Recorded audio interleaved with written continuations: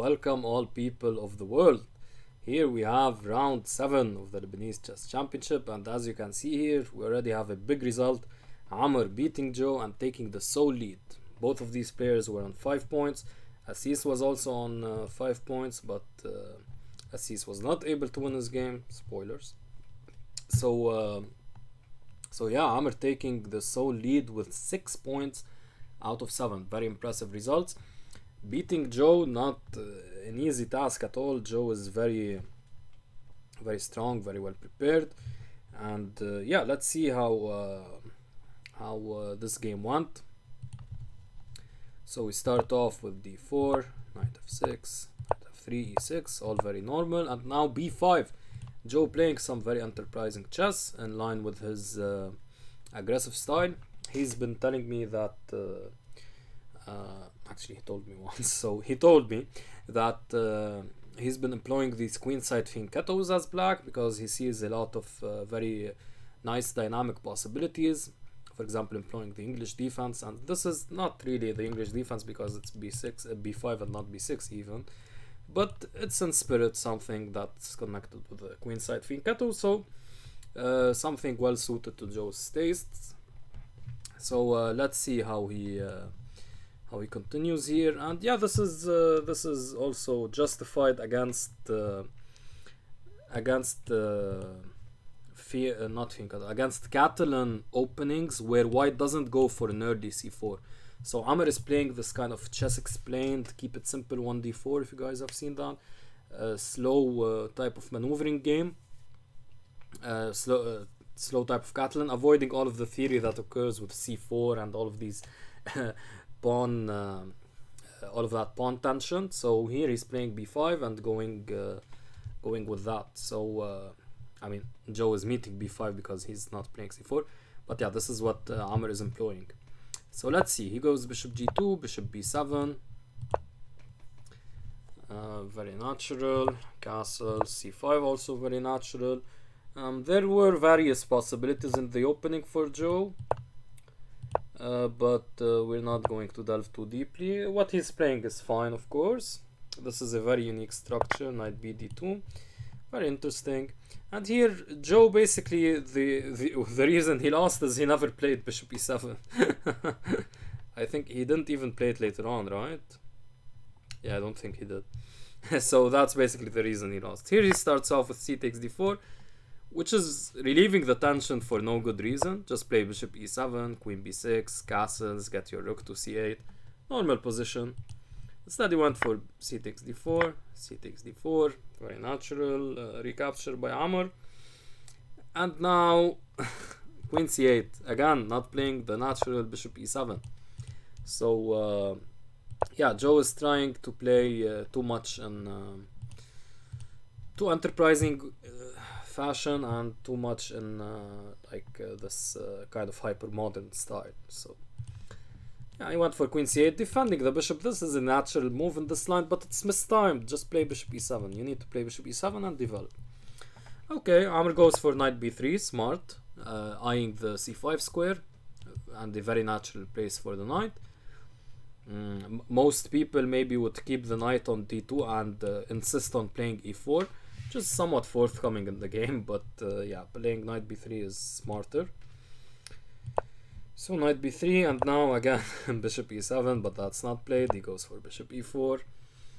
I guess here the point is to play queen b7, which is, yeah, fine, I guess, but there is also always knight d2 to contend with, and again you should just develop. Anyway, he plays bishop e4, bishop g5, also developing. Amr is developing, but Joe is refusing to play bishop e7. So bishop g5, very nice move. Now again, bishop e7 would have been a good move. Instead, he went for d6. Again, now is where actually the lack of development will start to bite, because white will. By the way, just to mention something here, this is never really a threat because you can always go queen c1, and this queen is hanging, so you can't take. yeah, so this is where this king still being in the center is starting to get, will start to get felt after d6. And d6 also allows this kind of doubling, which Joe perhaps didn't see the problem with because white loses the bishop pair, of course. But here it's more than losing the bishop pair, it's about your king remaining in the center because you're never castling queenside, of course. And with this ruined pawn structure, it's difficult to see how you'll castle kingside. White's attack does come quickly. It's not as seemingly tame as it looks, the attack. And if that's the case, then the king will remain in the center, and in the center it's going to just get ripped apart, which is actually kind of what happened in the game. So yeah, this is a bad decision. In general, I would favor this decision, just giving up, like not minding the structural weakness on the king side, because you still have the bishop pair and you can defend well on the dark squares. But here in this case, it's difficult to see where black's king will go to, so that's why it's not such a great idea. So yeah, tough to see all of this, of course, but sadly a bad mistake by Joe. So bishop takes f6 here was possible. Instead, Amr first goes for rook c1, and then after queen c7, queen b7, he plays bishop takes f6. But instead of bishop takes f6 here, he had something even stronger, knight bd2. And what an amazing move knight bd2 is. The point is basically to take on f6, get rid of the knight, then take the bishop, then play like something like knight e5 and make use of this big skewer. So let's repeat the ideas. And here there are basically two ways, and both of them lose spectacularly. So two ways to meet this move, so both of them lose spectacularly. So d5, for example, I just take here, remove one defender of the e4 square, take e4, and knight d2, and I want to play, of course, taking and Shabalini Shlamba, GG, and of course this is always a threat, never forget about that. And if f5, trying to protect the pawn, you have f3, breaking open. If takes, of course I take with the bishop, and again it's GG. So e4, for example, f4, I don't care, I want to play that, queen a6, and now knight b3. You don't take, of course, because then you'd be facing, like if you take here, white can insert this, black can insert this, and this would be favorable for black, of course. Instead, you just move the knight out of the way, prepare knight c5, prepare this, prepare some of that, prepare in some cases taking the e-pawn. All of that is good, and all of that is basically winning for black, for white. Just no real good avenues for black to develop. And if instead of d5, after knight bd2, you see bishop c6, getting out of the way, then comes the brilliant e4. Now there is a simpler way to win here, which is to just take and now play e4. The point being, of course, the same tactics you'll see later in the direct e4 line will occur here. If takes, and you have knight e5 or even knight d2, no need to sacrifice even, and you're attacking the rook, will win the rook, and rook c8 is coming, and rook c8 check is coming, and it's GG. Instead of bishop takes f6, g takes f6, e4, which is more natural and more human, the very flashy e4 immediately, not caring about knight takes e4, also works. The point being that after rook takes e4, knight takes e4, you have the brilliant rook takes c6, which is very flashy as well, but it works. So let's check the three likely captures. Let's say knight takes d2, here you can just take back, and after this you play d5, and you're down in exchange, but the position is opening up. These are some monstrous bishops. The rook is coming here, the queen can come here, the knight can come here, and this is just lost.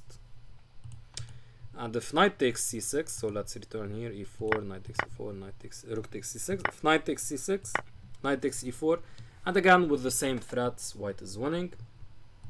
And if e4, knight takes e4, rook takes e6. If knight takes g5, here you just take here and d5, and you have the same threats as well, and white is winning. So just too many threats to take care of, and white will be completely winning. So knight bd2 was a possibility, but you have to of course see all of these lines, or at least most of them, and that's not easy. So bishop takes f6 is not wrong at all. And now going for knight bd2, bishop c6, and e4. He does spot e4 here, and this is of course much better for white still. d5, and now e5 is where it all starts to go wrong for Amr. Well, it doesn't all go wrong for Amr, but I mean it's an inaccuracy.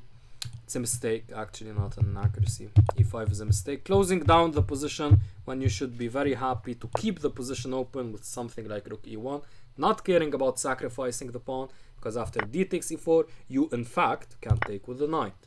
The point being that after this, you have rook takes, queen takes e4, knight h4, and that's GG. So kind of the same ideas as we have seen before, just one more time. D takes, knight takes, takes, knight h4, and it's g to the g. So and if rook e1 and black doesn't take the bait and capture on e4, if they just play bishop e7, if he just plays bishop e7, you go knight h4, and now you're well defended against d takes e4. And if it does occur, you have knight takes e4, and all of these ideas, rook takes c6, knight takes f6 check, knight d6 check, depending on the position, and d5, all of these ideas are coming, and white is doing quite alright, basically winning. So rook e1 was more accurate. e5 closing down the position shouldn't be too wrong, but now like white's counterplay is too...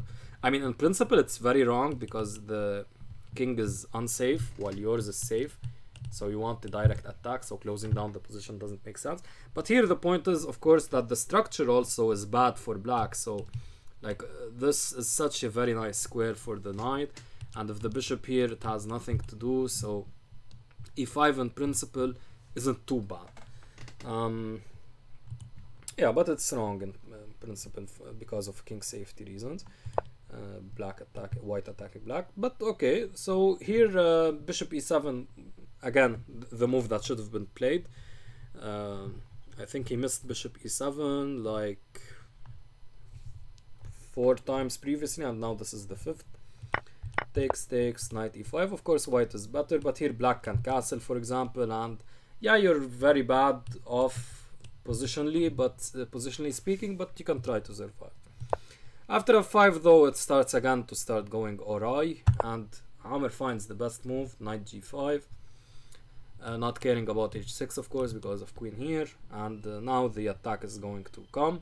And now Joe finally plays bishop e7, but at the wrong time.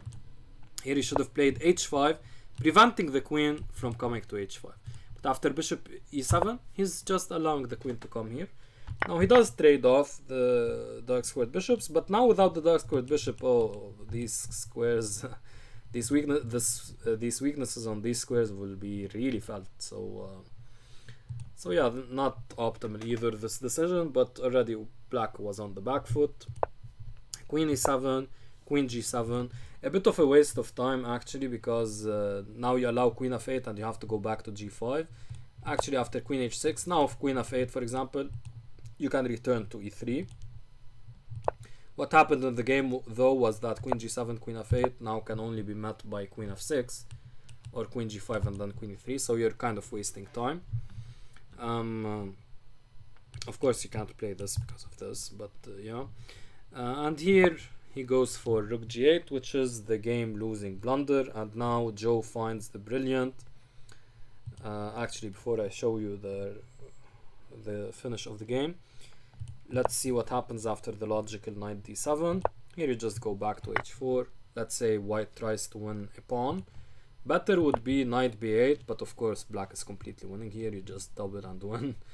But yeah, maybe this is objectively best. But if bishop takes a4, now there's a very brilliant touch. b3, attacking the bishop and forcing it to go to b5, because c6 of course isn't available anymore. So bishop b5, and now the brilliant knight c4. Damn.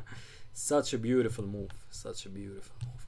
Knight d6 check is coming, which would actually force the loss of the queen. Knight d6 check, because the king can't go to d8 or to e7, so that would force the sacrifice of the queen, funnily enough.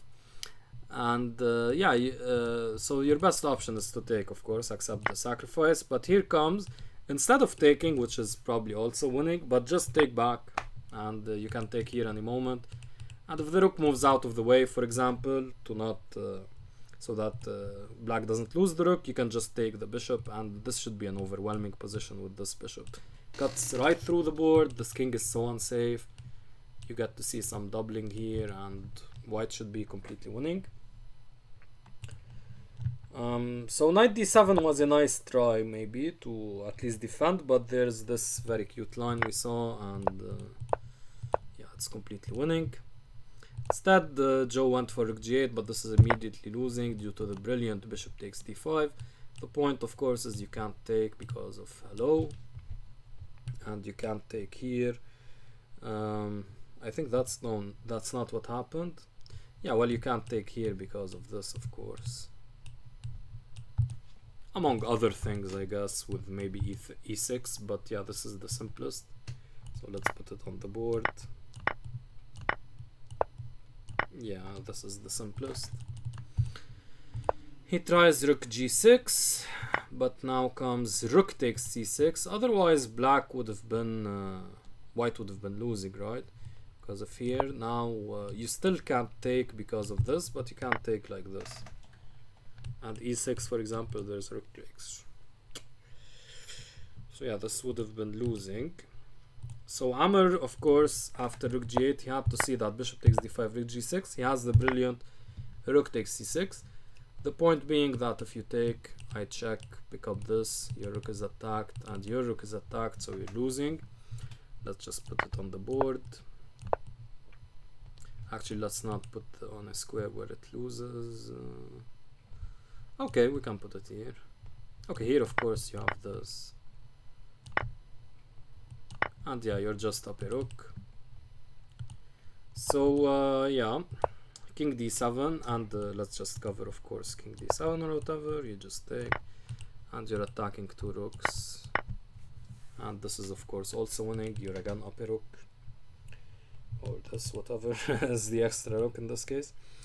And so that wouldn't work. So knight d7 was tried, but now rook takes e6. And it's game over. What a brilliant way to finish, and what a brilliant route by Amr. Point, of course, is that this you don't take because you lose. So you take here, let's say like this, and here white would be up a piece. So here Joe resigned after rook takes e6. Very nice way to finish, but already, of course, white was winning. Brilliant game by Amr. Very strong positional game by Amr, and unfortunately Joe just kept the king in the center for far too long, and some positionally questionable decisions also connected with the weak dark squares. But yeah, he just misplayed the opening. Basically should have just played bishop b7, queen b6, and rook c8, and went from there, keeping the tension. Instead he relieved the tension too soon, and just allowed himself to get crushed in the center. Very nice game by Amr, and tough luck to Joe. Next up we have a big upset. Gio beating Antoine. I wouldn't say it's a big upset, it's an upset. Gio, of course, is super strong and an up and coming player. Young, I think he's 20 maybe, or 19. So very nice for him to beat someone as experienced as Antoine, who was also leading the tournament. He was on 5 out of 6, but now he finds himself on the losing side. So let's take a look at the game. d4, e6, c4, knight of 6. Benoni time. Yeah, but he hasn't been having the greatest time with the Benoni Antoine. He had, if you guys remember, that bad game against Imad and the Benoni, where Imad could have won, actually. Okay, so this is a normal line. a4, rook e8. All normal moves. Black wants to ideally push here, and get rid of this light squared bishop, because it's usually just a burden. So you want your down in terms of space. That's the problem with the Benoni. You always lack space, and as a Czech Benoni player, I know that all too well. So when you're down in terms of space, you want to trade pieces, and we've covered this concept also a lot on in these videos. on the Lebanese Chess Championship. So here Gio goes for queen c2. He seems to really like these queen c2s, as you saw from his game against Abdelaziz in round 5 maybe. 4 or 5, I forgot. Yeah, so he seems to enjoy these types of ideas, but I much prefer keeping the queen, like keeping your options with the queen. So here, for example, h3, intending to go f4. I mean, h3 is a useful move anyway, preventing knight g4, preventing the later bishop g4, and it's something he played in the game, in fact. So so playing queen c2 is a bit too committal for me, but okay, of course, it's completely fine. Knight e5 is natural, and now rook a3. And a funny story here, I think Akram helped Gio find this move, as he told me. I'm not 100% sure, but I think that's it.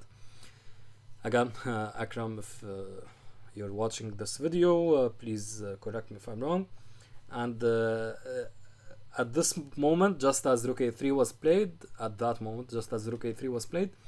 Akram went to Gio's board, and he looked at him, looked at the move, and smirked, and Gio smirked back, and actually Antoine smirked, and then he frowned after smirking, because I think he also, what Akram's story was that he told me that he also played this rook a3 move against Antoine. Gio played this against Antoine in a previous tournament, and they also prepared that, so that's why all three of them were having, I think, like a good I'm not even, maybe they even laughed, I'm not sure they smirked or laughed, but yeah, so maybe Akram can clarify that story. Anyway, rook a3 is a very, very good move, but I only label it as an interesting move because I've kind of found an improvement. So the point behind rook a3 is just to defend the third rank, and in many positions start some attack going after you get the pawns rolling, and in fact this happened in the game. And the rook is useful here, so this kind of rook lift is very useful, and you get out of this diagonal, so it's all good, this type of move. But actually a slight improvement would be playing a5 first and then playing rook a3. Okay, just heard a weird sound. So the point is that you get your rook to a3 while gaining space on the queen side, so you still have that kind of queen side space with a5 and blocking black from going a5 themselves, and also blocking b5, of course, because that's always met with taking, and then you can play even rook b3 and consider that. So yeah, that's a slight improvement, but of course rook a3 is fine. And here Antoine goes for this Fischer-esque knight h5 in the Benoni, which doesn't really work here, especially connected with rook a3, because, like, for example, you can see, like, after takes, the rook will have access to this square, of course not immediately, but in the future. So yeah, I don't really like this. The engine here very much likes bishop g4, trying to get rid of the bishop, kind of forcing f3, which is not really optimal because white would of course much prefer to go f4. But yeah,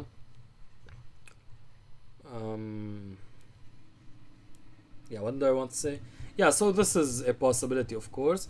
And rook b8 is also possible, trying to push through b5, but then, for example, a5 becomes possible. What I really liked, though, and this is something I of course know from the Czech Benoni, is simply b6. So that whenever a5 comes, you meet it with b5, retaining your queenside supremacy as black, your queenside space, and trying to prepare b5 anyway by playing something like this. So I would have much preferred playing that, but again, bishop g4 is the engine move, which is also possible, and rook b8 is also another move. Okay, who goes for knight h5 instead? Dubious in my eyes, because after the very clever h3, which blocks all kind of bishop g4s, knight g4s, the engine, by the way, here I think prefers... I doubt it's f4, because then knight g4, bishop d4 kind of gets annoying. What does it prefer here? Honestly, let's see. Oh yeah, it prefers knight e2, controlling d4 and opening up for or the rook, but yeah, I much prefer Gio's idea actually with h3, just blocking h4 and preparing f4, g4 and preparing this f4. Rook b8, somewhat of a questionable move, too slow. Instead, black should try to open up the position with f5 and try to go from there. He does play f5, but at a later point where it's ill-timed. Now it's the proper timing for that. Just try to develop as quickly as possible, else you're going to get run over, as happened in the game.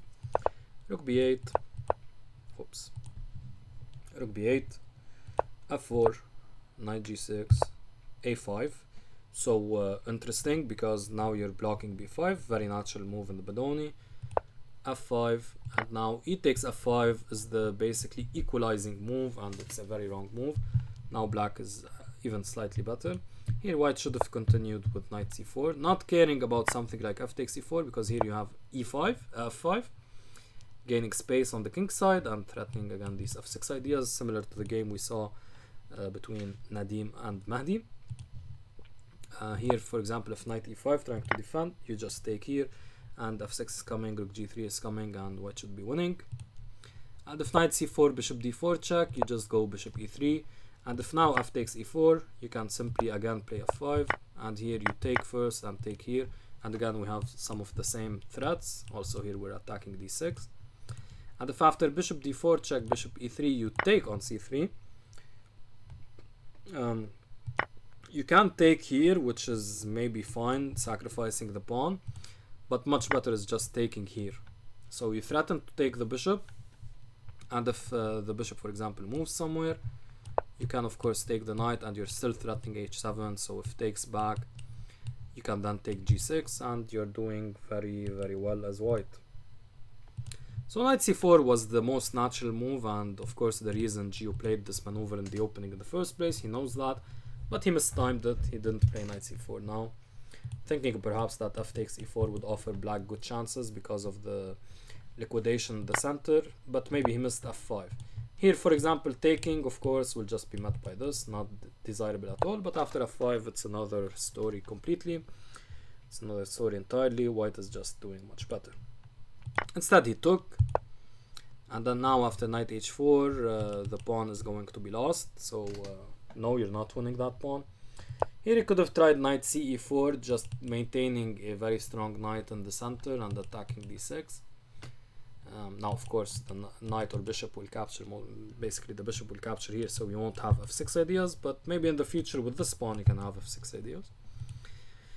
Instead he wants to trade happy with knight f3, and now the problem arises after bishop takes f5.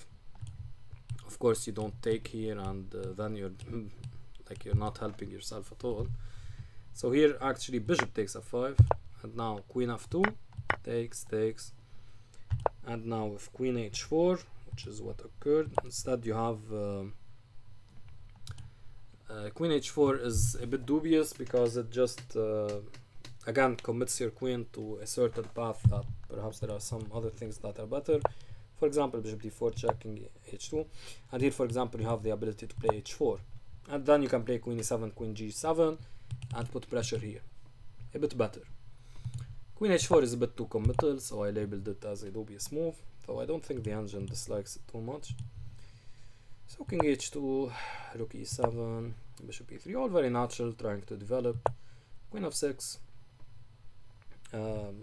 relocating the queen wisely, so because yeah, so that's why queen h4 wasn't so great, of course. Like you could have gone for what was it, for queen f6 in the first place. Okay, bishop f2, queen g6. It was difficult for me to label this as a mistake, because it's very natural, and yeah, I mean nothing so wrong with it, but bishop g6 was a bit better, but because queen g6 is just basically allows bishop h4, which is a useful move for white.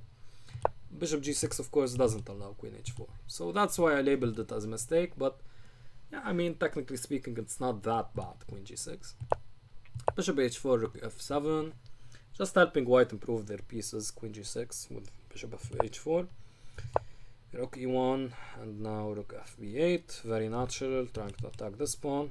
And now queen g3, going for the trade. Perhaps a bit better was rook b3, keeping an eye on b7.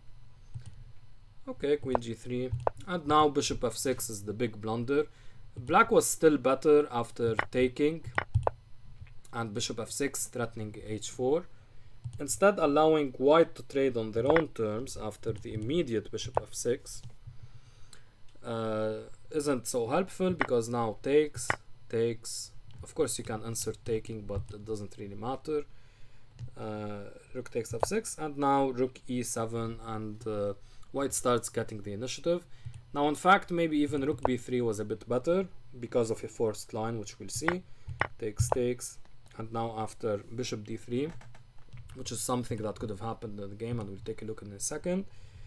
Now there's rook e6 trying to trade off and attacking e6, so if rook takes f4, rook takes d6, or rook takes b7 first, doesn't really matter, and white should be slightly better. Instead, after rook e7, now if queen takes g3, as happened in the line we were seeing previously here, takes and bishop d3 threatening c4, and bishop d3 like covers rook f1, for example, covers against that, and it blocks of course this rook from being able to come to f3 to defend the pawn, so that's another useful aspect, and it threatens c4 to like cement the bishop there. So in this position, now with the rook not being here, now if you play rook b3 for example, black can safely go for this, and you only have like one pawn to attack, and of course your like rook g7 could be a check, but if you go here, h7 is defended by the bishop, so you'll never have those crazy two pigs on the 7th or anything like that. Yeah, so that's why it was slightly better here to play rook b3 and not rook e7.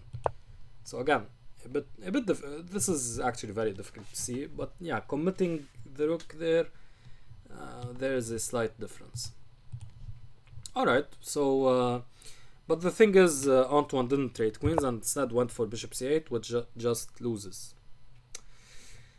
And now comes the brilliant knight e4, attacking the rook, and your thanks to this rook, this rook basically won the game, because now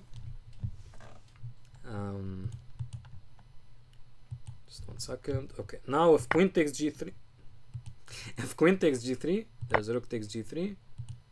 Okay, slowly, queen takes g3, there's rook takes g3. So you gain a tempo. Rook g6, you just take because of the pin. So you can't take like this because of the pin, and here white is winning. And if after knight e4, rook 6 f7, natural also, you just take. Again, remember that any takes is met by rook takes check, so checking the king. So the king gets out of the check, but here you can even take like this, take like this here, and this endgame is completely winning. If rook c6, rook b6, this is a threat, this is a threat, the king can't come up, and white is completely winning. Yeah, so knight e4 is just winning. He tried rook takes f4, but now comes knight takes d6, and all of this was squeaky clean for Mr. Gio. Here instead of rook b6, maybe just rook e3 trying to double, or going rook e6. This was probably faster, but rook b6 should also win.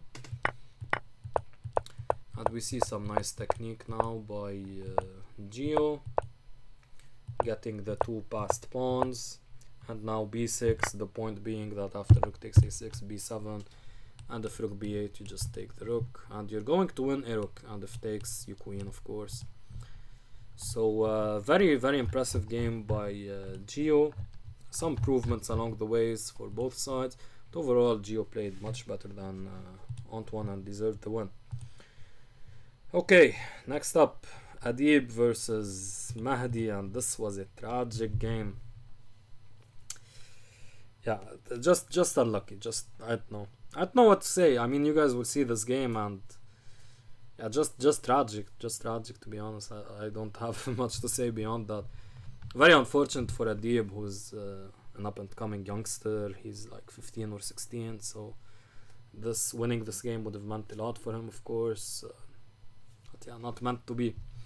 Okay, let's check out why this game was so tragic. So we get to see the Reti. Normal opening for now, and now it becomes a bit abnormal with Mahdi's choice of g6. I should annotate that as a dubious move. Now c takes d5, knight takes, and actually the best move here is probably bishop g7, trying to transpose into some sort of Scandi, like those modern Scandis, similar to the one Tariq played against Joe. But yeah, it's not really working either case. So knight takes d5, e4, gaining space. So now you just have, like, this is very similar to the opening every d4 player knows, which is this, and this is called the Marshall variation, Marshall defense. So against the Queen's Gambit declined, and it's just bad because of this. And here you can go e4, and this is probably advantageous, but even more accurate is playing knight f3, preventing e5. The point being that after e4, knight f6, knight c3, here there is e5, and maybe this gets a bit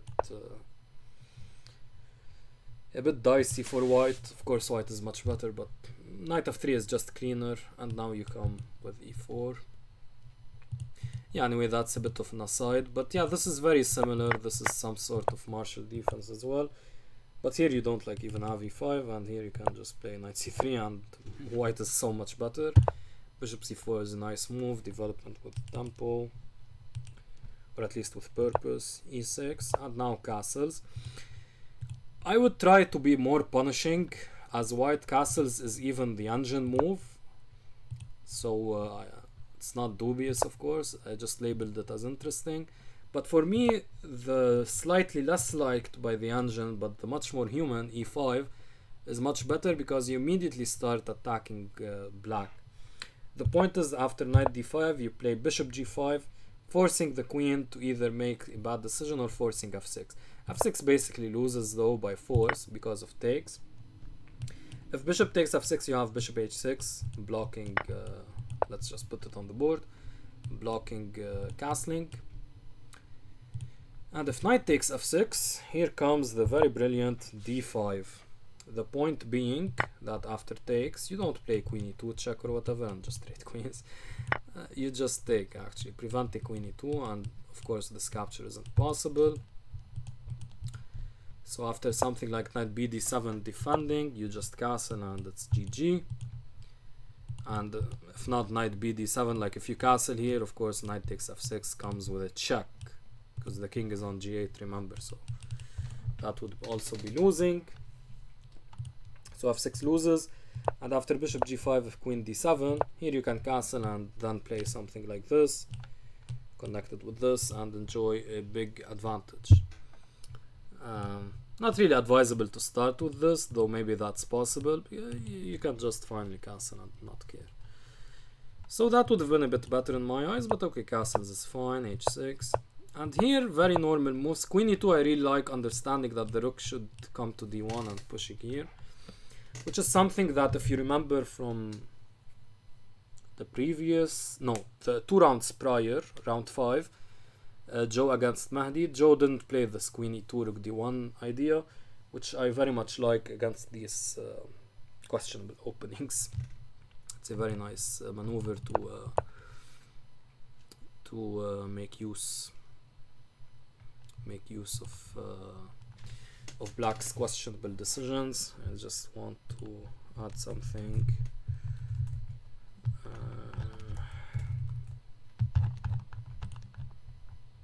Sorry guys for that, I'm just adding something I remembered in a document I have. Okay, so rook d1, queen e7. All of these are natural moves and make a lot of sense. And now comes the slightly abnormal rook ac1. Much better was rook knight a4, just going for c5. Rook ac1 allows black to develop freely with bishop b7.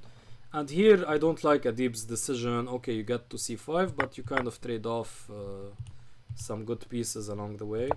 Like trading off this pawn for this pawn, it's not so clear that this is desirable for me. Okay, but he does it. It's not too bad. White still retains an advantage, and all of these moves are normal. And here we get to see rook b7, which maybe wasn't the best. better was simply knight takes f7. A bit difficult to spot, but the point is that after takes, queen takes, you have this is hanging because the knight no longer protects it. And here of course you should have an advantage because of the extra pawn and the ruined structure, but black can still probably hold because he has control of the d5 square. Though of course I would expect white to win more games than draw, and of course not lose, or at least in principle.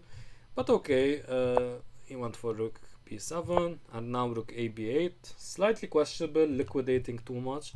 Knight c6, knight, rook b7 here, and now, oh god, knight c6, and yeah, this promises at least like white's rook here isn't so comfortable, and there's pressure here, so knight c6 is a nice move. Okay, rook a b8 instead, and after knight c5, good move. But Mahdi finds a counter good move with bishop takes c5, giving up the dark squared bishop, but understanding that this knight is very powerful here and it cannot be allowed to stay. So very good decision. Takes, making use of the dark squared diagonal, takes. All of this is fine. Some pressure is being applied, and now Mahdi cracks under the pressure actually. I realize now we're only on the third game and it's already 40 minutes in, so I need to speed up. So yeah, knight takes d4. Thing is, just knight takes e5, d takes e5, and like rook c7, trying to trade off pieces. This should be about equal. White of course retains a symbolic advantage with the advanced pawn here, and probably better pieces, some weakened dark squares, some weakened light squares. But no, this should be actually equal because black has a lot of maneuverability on the c file. Instead he went for knight takes d4, thinking he's winning a pawn. After takes there's this, but hello, you lose a queen. So queen d3, and now rook c8 is threatened and cannot be prevented.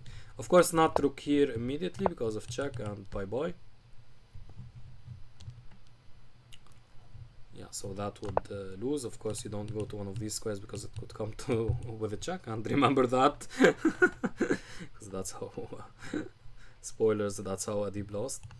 Adib takes, for example, takes. This is of course losing.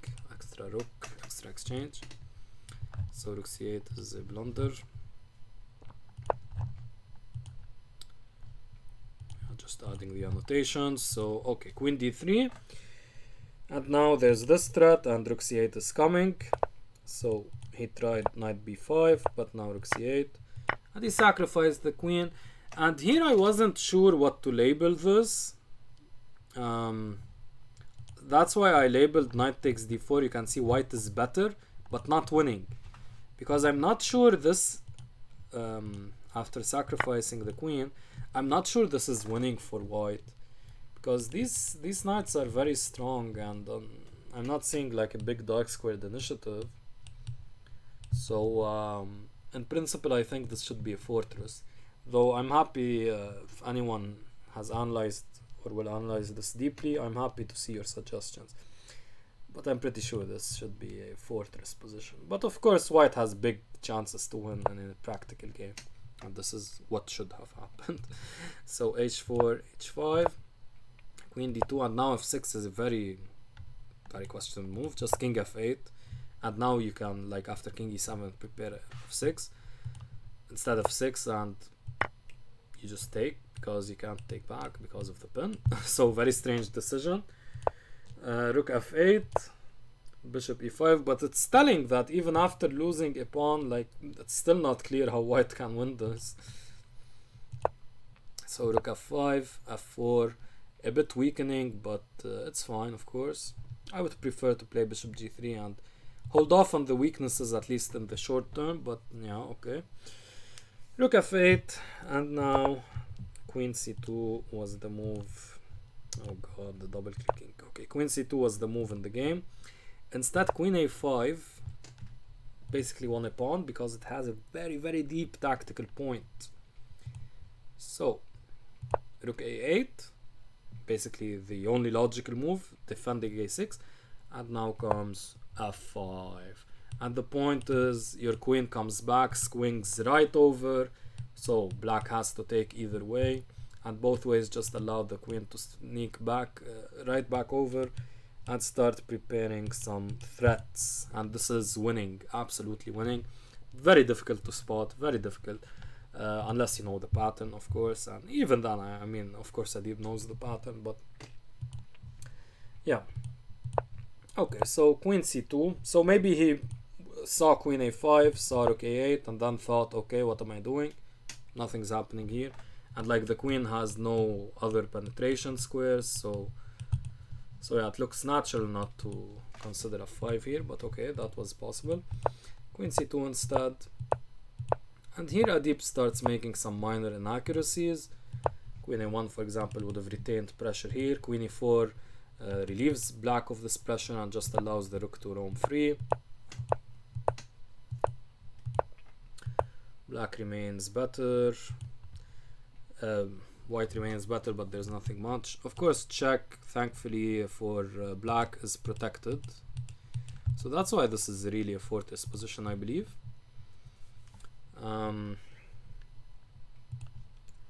So bishop c3 here, and queen e5. And now rook d5 just blunders a pawn, and Mahdi blundered basically 2 pawns and even won this game, so that's why this game is so tragic. Knight d5 just maintains defense thanks to these knights, and yeah, I'm not seeing even how white can be better, let alone win.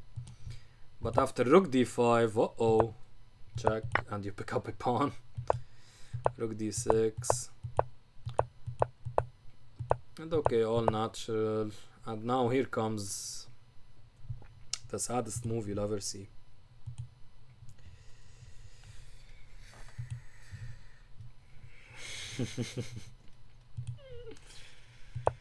Ouch!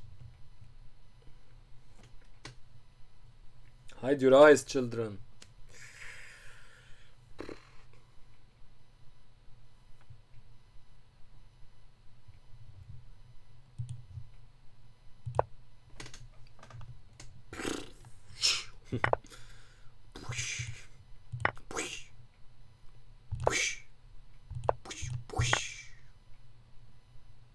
And black is up a piece. Tragic and completely unfair, right? I mean, Mahdi even blundered after he lost the queen, and chess is rough, guys. Chess is rough. I mean, this is so tragic. Here he could have just gone for king f2, and there's nothing. King h2 though, nice find by Mahdi at least. And the sad thing is you can't like even play anything else. You're forced to take, and then like this is all just forced. Yeah, big loss for Adib. Very tough. Yeah, just unfortunate. I mean, not what more to say. Very unfair. So poor Adib. Hopefully he'll be able to recover in round 8. I say that as if I don't know the results. I'm talking from the future. Yeah, alright. So we have Ralph against Samer. Both on 4.5, and what an impressive result by Ralph. 5.5. Second place in the tournament after round 7, and 7 rounds is a lot. So very impressive results by Ralph. So let's see how he was able to win this game. So normal dragon. Okay, here you can of course go for the hyper accelerate for the Maroczy point, but he doesn't. Bishop e3. Okay, all of this is normal still. The Fisher line against the dragon. Now castles is just giving black an advantage. Here you have to go f3 and castle long and prevent knight g4. Instead, castles just allows knight g4. But surprising. I'm not actually very surprising coming from Samer. Knight takes c6. Knight takes c6, b takes c6. This is a nice recapture and a way to play on.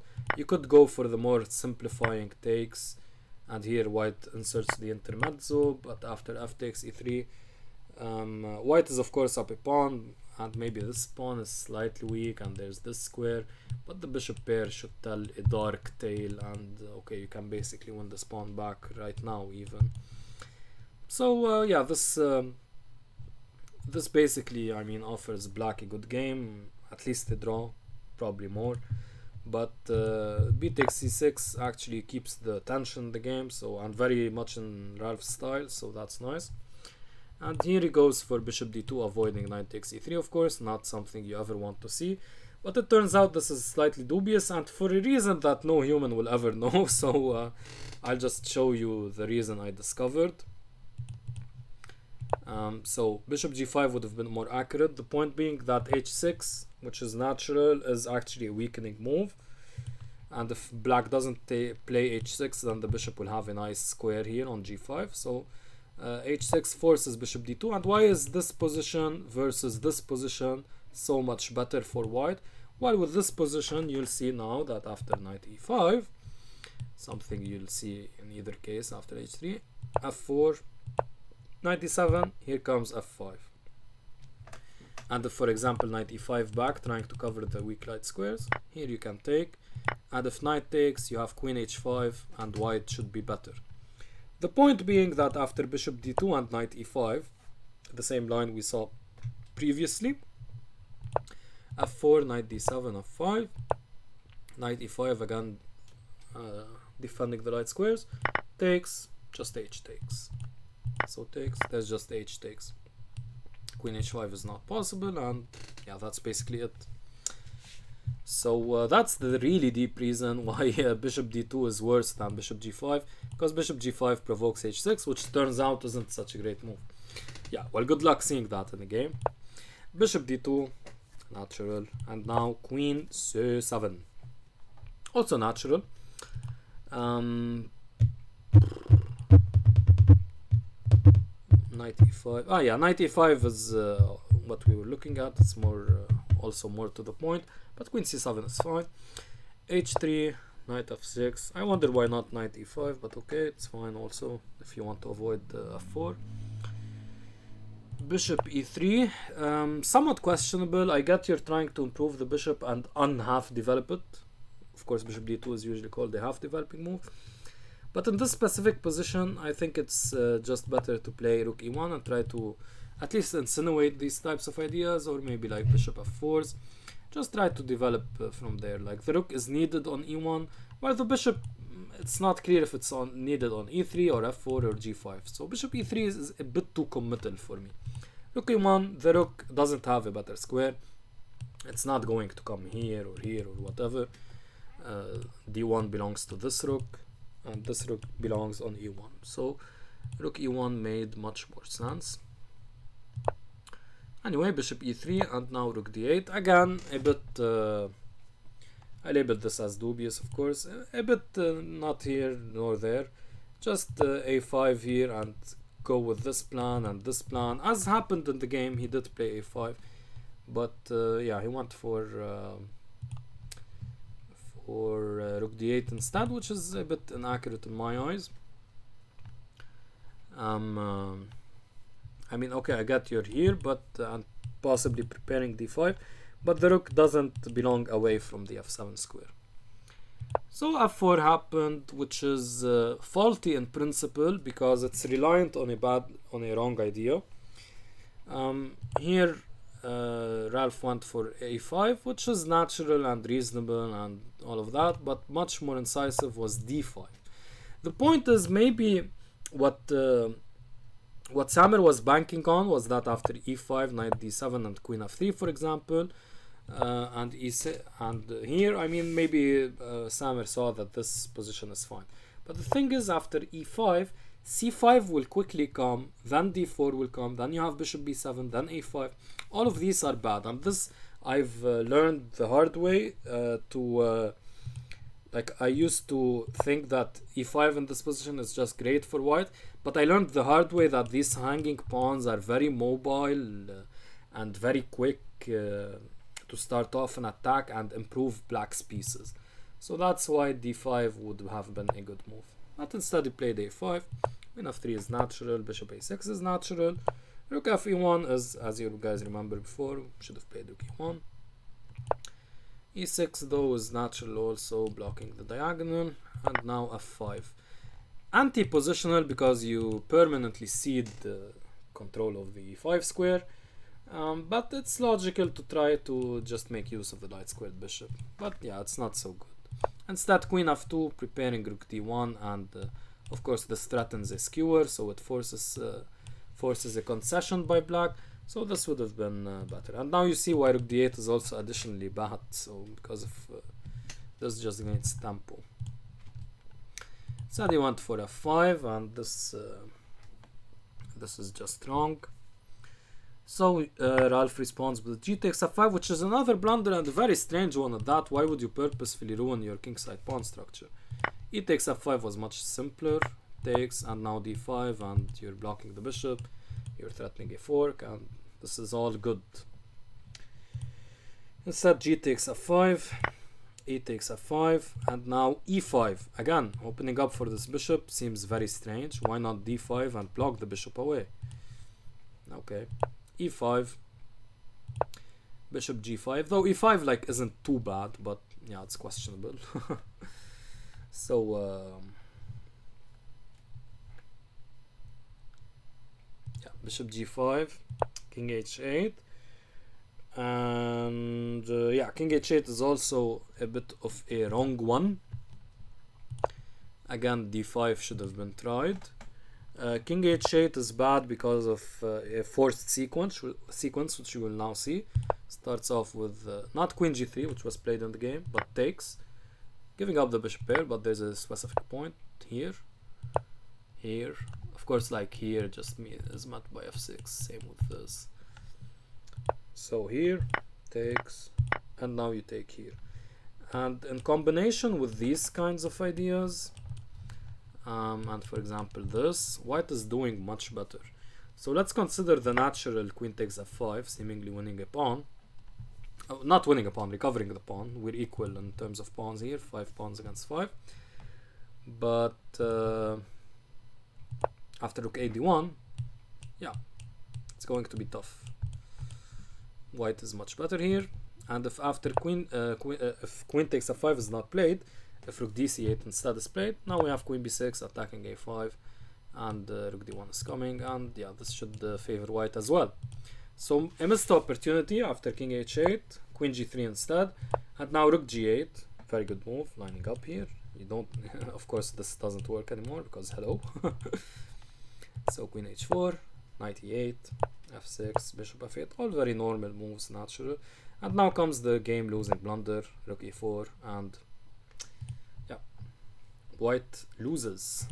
Actually, knight a4 should have been tried with potential for like these ideas later on, and yeah, white is fine here, maybe slightly better. But instead, rook e4 just loses to the following sequence, d5, and now like if you move the rook somewhere, you're going to get met with nasties connected with bishop c5 check, and knight d6, as we will see in later variations, knight d6, knight f5. So we went for rook g4, bishop c8, very good move, very good move, attacking the rook, asking it where it wants to go, and here it went, and the game it went to the other rook went to d1, just sacrificing the rook, but this exchange sacrifice is simply not enough, and here Ralph was able to convert. We'll see how the game proceeded. Instead of rook g3 trying to maintain the rook, you have bishop c5 check. You go here or on h2, you're losing due to this fork, bishop c5, the spin in fact, not fork. And if king h1, if king f1 trying to block bishop f2, then comes knight d6 and knight f5 threatening a fork is coming, and bishop a6 check is coming, and yeah, this is completely lost. You can just see how quick black's attack will come. And the king on f1, I mean, it looks ridiculous, right guys? What's the king doing there? So yeah, and if rook a4 trying to maintain the rook like this, then comes knight d6, again knight f5, let's say a3, this is a random move just to illustrate the point, so knight here, let's say the queen moves here, now check, and if you come, like if you go to f1 or h1, you're getting met with knight g3 and it's a fork. And if you go to king h2, there's e4 and there's no good way to stop this. So this is a sample line to show why rook a4 knight d6. This is just winning. The knight is coming here, the bishop here, the bishop here, for example. All of this is just so bad. So in fact, after rook e4, white is just lost. Let's see the game continuation, where white gave up an exchange, trying to survive but was not able to. So let's see here. Yeah, here he gives up the exchange. Nice move by Ralph. Seeing that there are nasties here. So yeah, this giving up the rook still, but now bishop c5. I mean, you're giving back the exchange basically. And yeah, this endgame is completely winning. Very, very nice game by Ralph, especially at the end there. Very nice spot there with rook takes g5, sacrificing the exchange back, but simplifying into a winning position. Top notch game by Ralph. Okay, next up we have Khaled against Faisal, which was a bit of a weird game at the start, and that was very, very equal, and then Khaled just blundered. Unfortunate for him. So let's go through this game quickly because we're already at the 1 hour mark.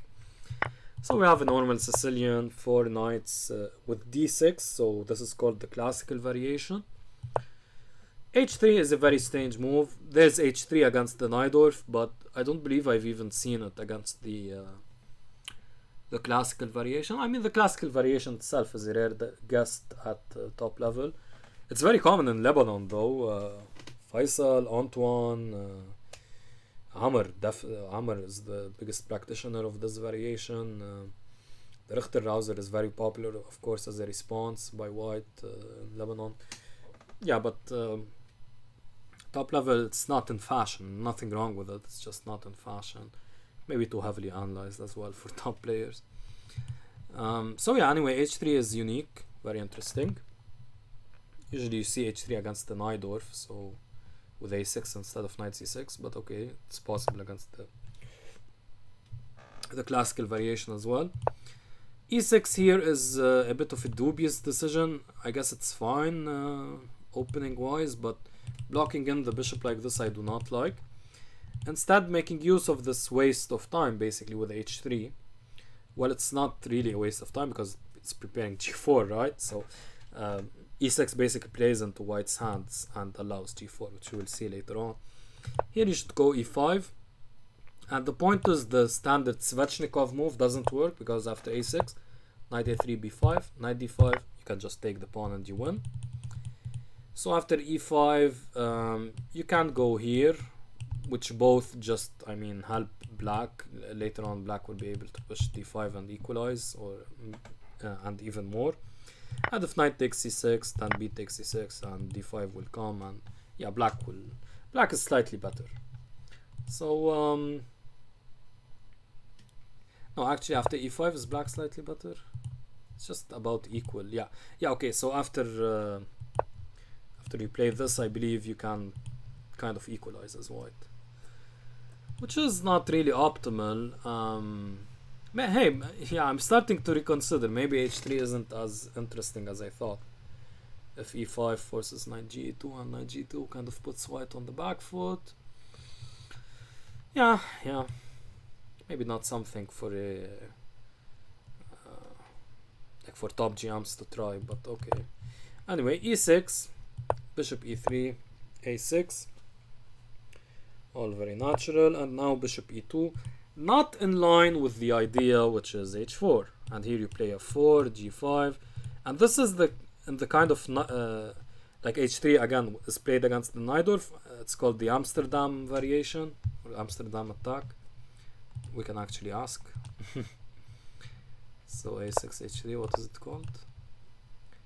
Adams attack. Oh, the Amsterdam is maybe rook g1, right?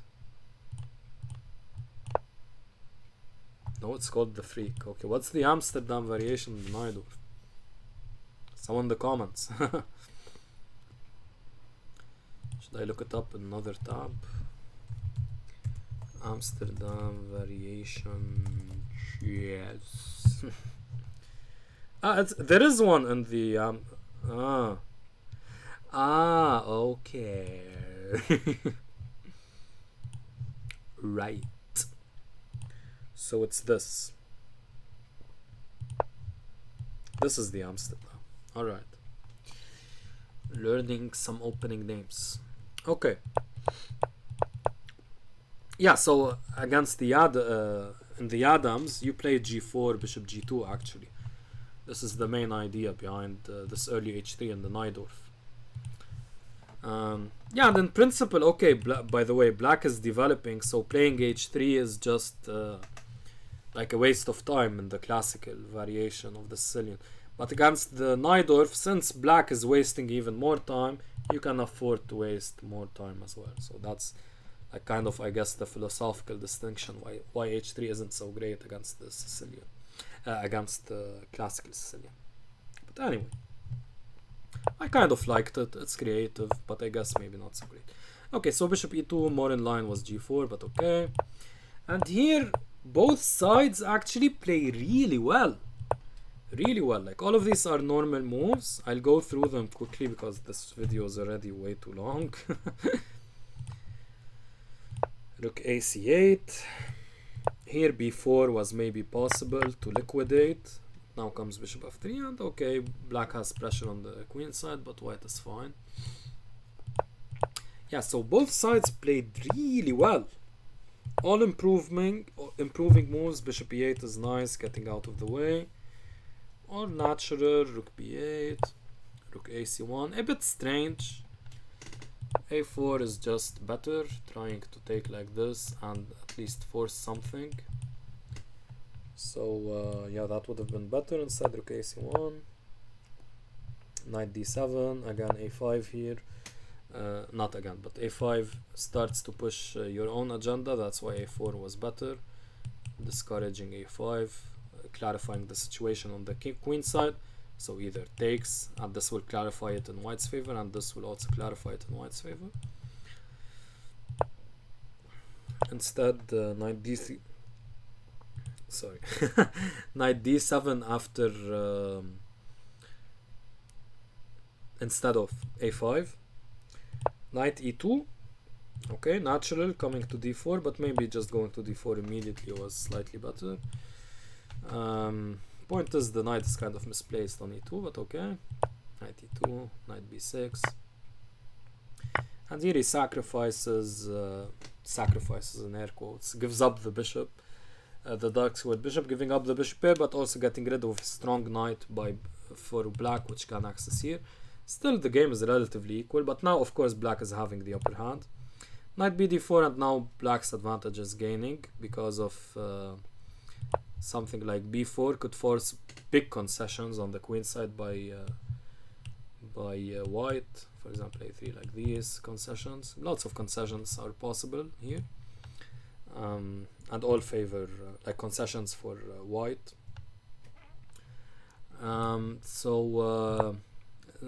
Instead of knight bd4, perhaps better was c3, preventing b4 altogether.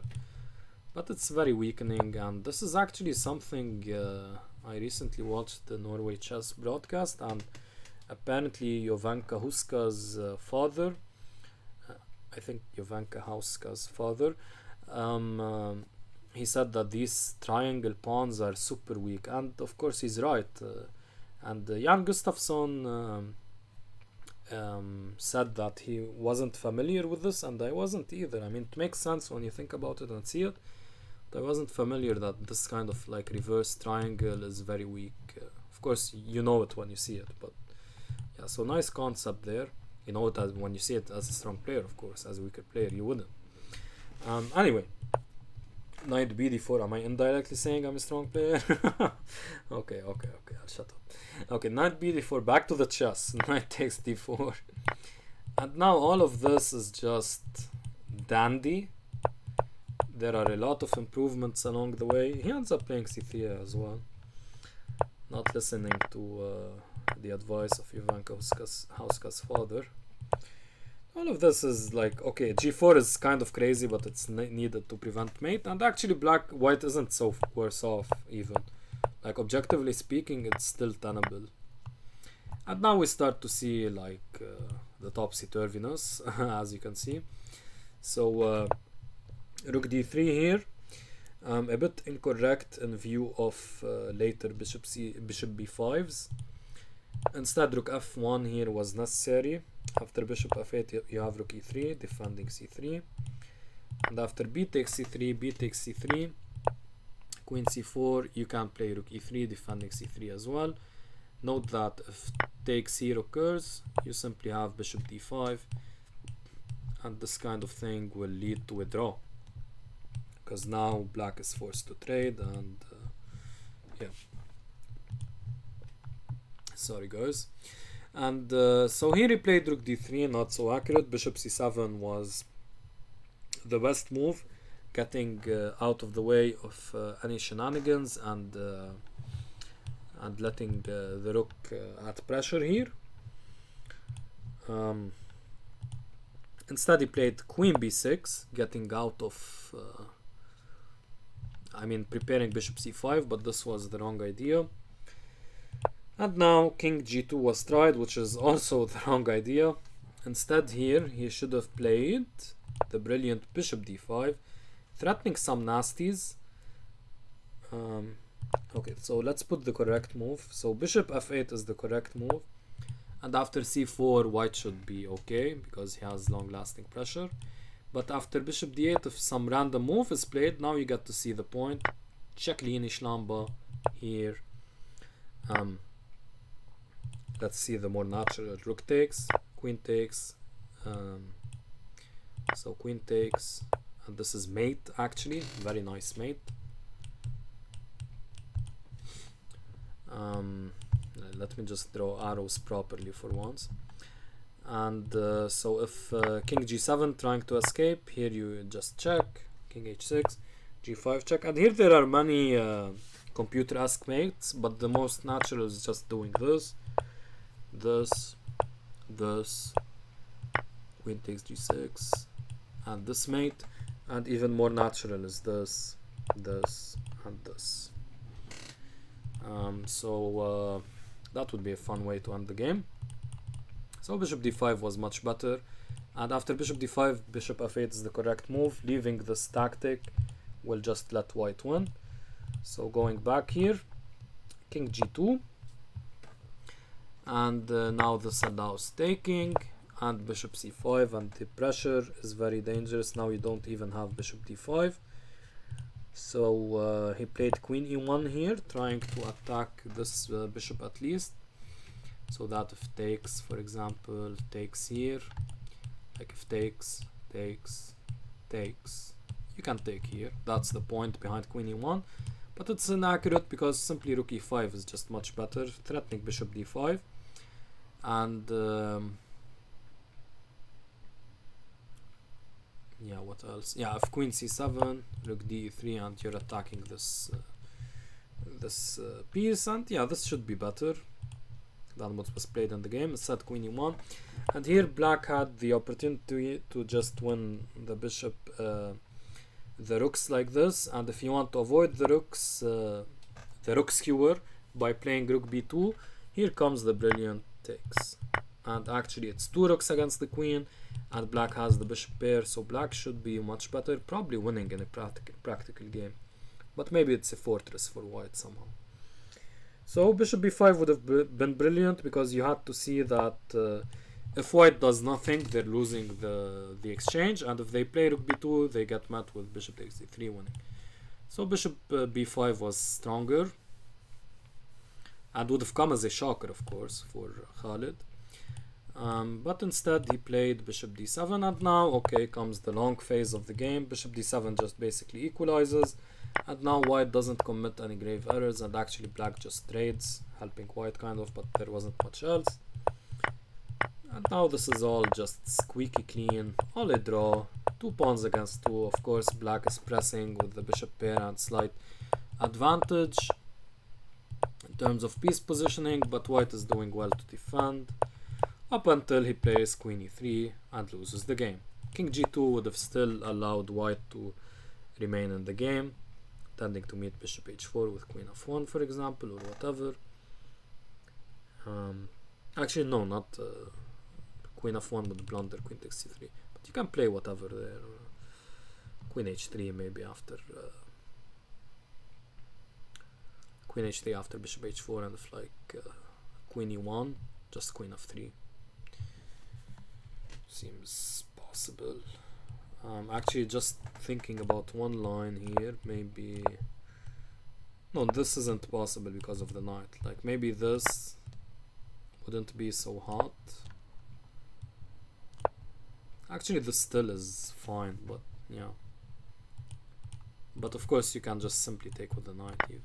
So yeah, this was possible. The problem is after queen e3, hello, and if you want to avoid losing the queen, you have to play king f3, and after queen h1 check, king f4, it's hello once again. You can't take. Here white resigned, and what an unfortunate game for Khaled. King e5, just bishop takes e3, winning the queen, and if you take, you get met with a very nice mate. Yeah, so tough game for Khaled. He was doing just absolutely fine in the end game. Queen e3 was just a blunder. Never make these kinds of moves because like queen e3 attacked once, defended once. It's a loose piece, so you need to be careful of that. Just play something like king g2, it's very natural. So yeah, very tough game for Khaled. Like the game didn't have much going on. I mean, lots of depth to it, don't get me wrong. It's not like it was heading for a perfunctory draw or something. But even then, like, it wasn't so... like, actually, what I'm just now thinking about... I mean, I thought about this before. But yeah, both sides played so well, actually, in the middle game, Khaled and Faisal. I mean, the Sicilian is their bread and butter, but still, these are complex positions. So they both played, like, very well. To be honest, Khaled played extremely well to be able to draw, I mean. Or at least reach a drawing position. Not draw. He didn't draw. So yeah, that's why maybe the game's character wasn't so, like, complex. Even though there were lots of complications and lots of lines we didn't see, which, like, I was going through them quickly, of course, at some point. Because this game could be analyzed for hours, to be honest. It's so deep. Not chess, I mean this game itself, but chess as well. Alright guys, so I'm running my mouth a bit. So let's see what happened here and what we have in terms of the standings. So we have Amr leading the tournament with 6 out of 7. So lead. He only drew twice to Adib and Antoine. And Joe still doing well on 5 out of 7. Antoine still doing well on 5 out of 7. Gio, 5.5. Ralph, 5.5. Mahdi, 5.5. Very impressive results for Mahdi and Gio. And Mahdi, of course, but you know, Mahdi maybe, like in terms of rating, at least more expected, but you know, in terms of rating on the paper, not rating in terms of actual strength. And yeah, Faisal on 5, doing well as well. Similar to Antoine, they each have 1 loss as well.